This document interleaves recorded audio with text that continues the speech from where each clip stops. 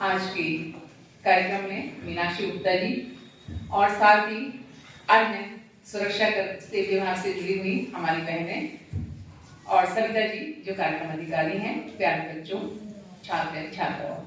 देखिए, सबसे बड़ी बात क्या है कि अगर आज ये मंच हमारा यहाँ पर संपन्न है, सुसज्जित है और ससम्मान से यहाँ पर बैठा है, तो ये मंच हमारे देश की महिलाओं की प्रगति का सूचक है, क्योंकि ये वही देश है जहाँ पर मैत्री, अपाला, गार्गी जो हमारा वैदिक युग था, जिसमें नारी बड़ी उत्कर्ष के काल में थी।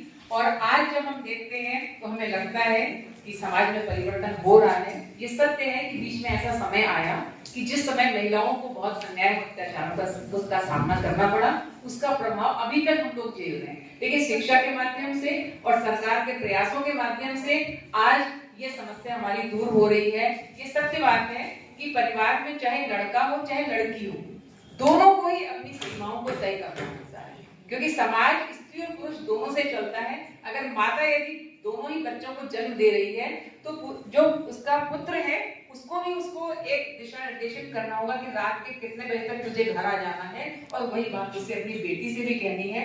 मैं बेटियों से भी ये कहती हूँ कि उतने समय तक घर से बाहर रहना जब तक तुम्हें डर ना लगे, और जब तुम्हें डर लगने लगे, देखिए शासन प्रशासन हमारी सारी सुविधाओं का ध्यान रखता है, लेकिन फिर भी घर से बाहर निकलने का, घर से बाहर रहने का हमारा अपना एक आत्मनियंत्रण होना चाहिए।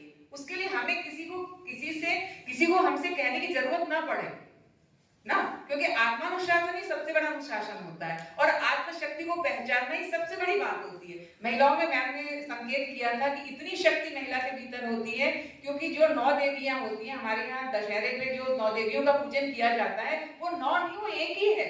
आप ये मान के चलो, आप एक महिला में उन 9 देवियों का स्वरूप उपस्थित रहता है और इतनी आप सशक्त हैं, इतनी आप शक्तिशाली हैं।